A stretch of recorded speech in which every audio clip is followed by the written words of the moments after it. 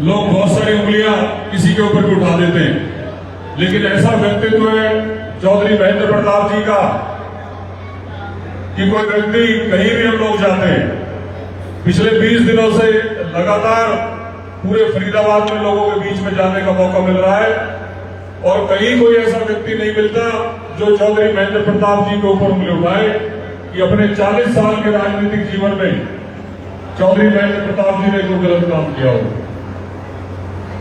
और साथियों, कांग्रेस हाईकमान में लोग जब भी कोई चुनाव आता है, कोई पार्षद का टिकट मांगता है, कोई एमएलए का मांगता है, कोई सांसद का मांगता है, और इस फरीदाबाद के इतिहास में पहली बार ऐसा हुआ है कि किसी व्यक्ति को हाईकमान उसके घर गया टिकट देने के लिए, उससे निवेदन करा। कांग्रेस हाईकमान ने चौधरी महेंद्र प्रताप जी से कहा जी चुनाव आपने लड़ना है, और बाबूजी महेंद्र प्रताप जी ने कहा कि भाई मैं अपना जो आगे का जो समय है वो साधना में देना चाहता हूं, अपने लिए देना चाहता हूं, लेकिन पार्टी ने कहा नहीं जी अभी और सेवा आपने करनी है, इस फरीदाबाद जिले को आपकी जरूरत है, और जो फरीदाबाद में फैला हुआ भ्रष्टाचार है और जो भाजपा के भ्रष्ट नेता हैं उनके खिलाफ अगर कोई लड़ सकता है तो वो चौधरी महेंद्र प्रताप लड़ सकता है। और बाबूजी ने उनकी बात को स्वीकार किया, और जो 10 लाख की बात कर रहे थे और जो कोई और पार्टी में जुड़ता था तो वो 12 और 14 लाख की बात करते थे, और उन्हें ये भी भूल जाते थे कि टोटली वोट 12-13 लाख पड़नी है। वो कह रहे थे 10-12 लाख से तो जीत रहे। लेकिन जिस दिन चौधरी महेंद्र प्रताप जी की टिकट डिक्लेयर हुई 24 घंटे के बाद 10 लाख वाले तो 24 घंटे में गायब हो गए, उन्होंने चर्चा ही बंद कर दी।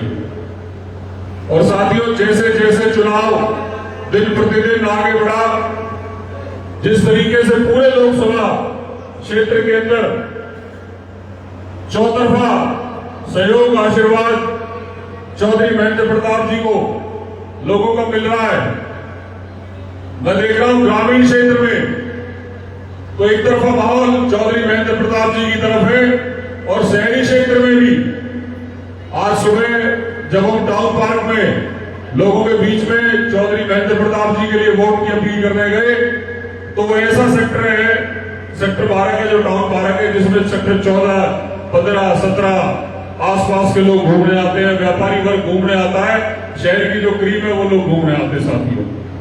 और आप मानोगे जितने भी लोगों से हमने बात करी, आधे से ज्यादा लोगों ने चौधरी महेंद्र प्रताप जब उन्हें नाम लिया तो उन्होंने कांग्रेस पार्टी जिंदाबाद का नारा सामने से लगाया।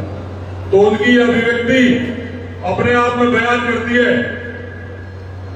कि फरीदाबाद लोकसभा क्षेत्र के अंदर हर व्यक्ति चौधरी महेंद्र प्रताप बनकर चुनाव लड़ रहा है। शहरों के अंदर, कॉलोनियों के अंदर, बस्तियों के अंदर, स्लम के अंदर, सेक्टरों के अंदर, हर जगह चौधरी महेंद्र प्रताप जी के नाम की चर्चा है साथियों। चुनाव, लोकसभा का चुनाव बड़ा चुनाव होता है, लेकिन मैं देख रहा हूं ये चुनाव ऐसे हो गए जैसे सरपंची का चुनाव हो, क्योंकि हर व्यक्ति इसमें जुड़ा हुआ है। कॉलोनियों के अंदर भी, शहर के अंदर भी, हर जगह लोकसभा के चुनाव की चर्चा है। और साथियों, हरियाणा प्रदेश के अंदर जहां चुनाव से पहले लोग बात कर रहे थे भाई कांग्रेस की तो 2 सीट आएगी, कोई कह रहा था ये 1 आएगी, आज सर्वे 6-7 सीट दिखा रहा है। आज की डेट में जो चैनल है जिनके ऊपर भाजपा का दबाव रहता है, जो बड़ा सोच समझ के बड़े दबाव के बाद सर्वे दिखाते हैं, वो भी आज 6-7 का सर्वे दिखा रहे हैं। और जिस तरीके से पूरे हरियाणा प्रदेश में कांग्रेस की लहर चल रही है, उसमें लगता है कि सीटें और बढ़ेंगी। जो हमारी भिवानी की सीट है, फरीदाबाद की सीट है, जो गुरुग्राम में राव इंद्रजीत को एक तरफा बता रहे थे, वहां भी मुकाबला है। कोई भी हरियाणा की सीट बिना मुकाबले के नहीं है। और ये हालात बता रहे हैं कि आने वाला भविष्य हरियाणा प्रदेश में भी कांग्रेस की सरकार बनने जा रही है साथियों। तो ये हमारे पास मौका है कि हम फरीदाबाद लोकसभा क्षेत्र से चौधरी महेंद्र प्रताप जी को भारी से भारी मतों से जिताने का काम करें, क्योंकि देश की जो सबसे बड़ी पंचायत है उसमें हमारे क्षेत्र का हमारी पार्टी का एक बड़ा नेता जाके प्रतिनिधित्व करेगा। और जैसे भाजपा के नेताओं की जो फोटो आती है ना सोते हुए की, वहां पे कम से कम हमारा नेता वहां सोता हुआ नजर नहीं आएगा, इस क्षेत्र की आवाज उठाता हुआ नजर आएगा साथियों लोकसभा के अंदर।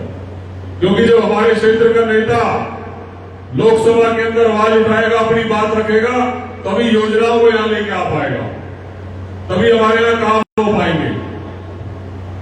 और साथियों कोई भी गांव है या शहर है, उसकी जो व्यवस्था चलती है, गांव में पंचायती राज से चलती है और शहर में नगर निगम से चलती है। लेकिन इस भाजपा की सरकार ने सरपंचों को भी खराब कर दिया, पंचायती राज को खत्म कर दिया, हमारे 24 गांवों को नगर निगम में लेने का काम करा और जो हमारे भाई सरपंच बने उनकी पावर छीन ली, उनके पास कोई काम करने की पावर नहीं छोड़ी। अगर आपके हाथ में बजट नहीं है, पैसा नहीं है, तो सरपंच काम कैसे करेगा। और नगर निगम के अंदर 3 साल का समय हो गया, आज तक चुनाव नहीं हुए। शहर के अंदर, गांव के अंदर लोग गलियों में झाड़ू लगवाने के लिए तरस गए, किसी की पुलिया टूट रही है, किसी की लाइट खराब है, लेकिन नगर निगम में अधिकारियों का जवाब है नगर निगम तो में भंग हो गया, 3 साल हो गए और सरपंचों को कोई पावर नहीं छोड़ी। और 24 गांवों का तो ये हाल कर दिया, ना इधर के नगर निगम के रहे ना पंचायत राज के रहे। और जो पंचायतों में पैसा था वो सारा नगर निगम ने, अब उसे चेक करवाओगे वो खत्म भी हो गया होगा। जब तक आपके यहाँ नगर निगम को चुनाव होगा वो रिकॉर्ड में पैसा भी नहीं मिलेगा, क्योंकि नगर निगम में तो एक से एक बड़े आदमी, बड़े भ्रष्टाचारी बैठे हैं। कुछ तो हमारे पार्षद साथियों ने बंद करवाए 2 दर्जन को, कुछ बच रहे वो अभी भी इस नगर निगम को खाने का काम कर रहे हैं। 1200-1400 करोड़ रुपए की राशि जो इन गांव से, 24 गांव से नगर निगम में गई, पिछले 3 साल के अंदर जो नगर निगम में जो से क्षेत्र गया है, आप आरटीआई के माध्यम से, किसी भी माध्यम से पता कर लेना कि भाई आपके गांव में कितने पैसे लगे। नगर निगम में जाने के बाद कोई सड़क बनी तो नहीं है, कोई काम हुआ है नगर निगम में जाने के बाद, क्योंकि नगर निगम तो अपने आप में नाम ही नगर निगम है, उसमें तो कितना भी पैसा चले जाए सब खत्म है।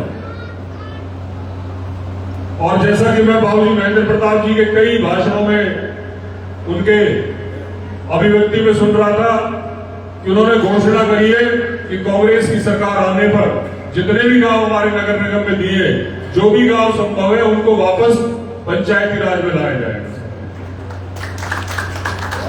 क्योंकि गांव के अंदर जो सरपंच का काम है उसके पास अपनी फाइनेंशियल पावर भी है और कोई भी काम है गांव का, गली का, बस्ती का, उसको तुरंत करा सकता है। नगर निगम में काम कराने का बहुत लंबा प्रोसीजर है। साथियों बात तो बहुत सारी है। नगर निगम में 200 करोड़ का जो मामला रहा वो हमने हमारे साथियों ने मिलकर उसे उठाया। आप लोगों ने बहुत बार अखबारों के माध्यम से, टीवी के माध्यम से, सोशल मीडिया के माध्यम से देखा होगा कि भाई नगर निगम में 200 करोड़ का घोटाला क्या है। उस 200 करोड़ के घोटाले में मैं आपको बताऊंगा कि मैं उसमें मुख्य शिकायत करता रहा और उसमें जो सबसे बड़ी मजे की बात हो ये कि सिर्फ कागजी कागजों में काम हुए, सड़क ग्राउंड में कोई काम नहीं हुआ। 5 लाख रुपए की फाइल बनी और 5 लाख की जगह 2-2 करोड़ के भुगतान होंगे। सैकड़ों फाइल है ऐसी। स्मार्ट सिटी के नाम पे हजारों करोड़ रुपए आया। अगर आप स्मार्ट सिटी का अलग से अकाउंट देखोगे तो उसमें हजारों करोड़ रुपए सरकार ने दिया है, लेकिन उस हजारों करोड़ में से एक ही सड़क सबको पता है कौन सी बड़ी है, वो हमारे माननीय मंत्री जी जो सांसद साहब हैं उनके घर के सामने की और 28 सेक्टर वाली जो सड़क है वो 60 करोड़ रुपए की सड़क बड़ी है। एक सड़क का बजट 60 करोड़ रुपए का। एक पूरी विधानसभा में अगर 60 करोड़ रुपए आ जाए ना तो उनसे बहुत बड़ा सुधार हो जाता है। वैसी बहुत सारी चीजें अभी कुछ देर में हमारे लोकसभा के प्रत्याशी चौधरी महेंद्र प्रताप जी आप लोगों के बीच में आने वाले हैं। तब तक मैं निवेदन करूंगा हमारे चंदावली से बाबूजी पूर्व सरपंच हैं, अपनी बात रखेंगे राव साहब।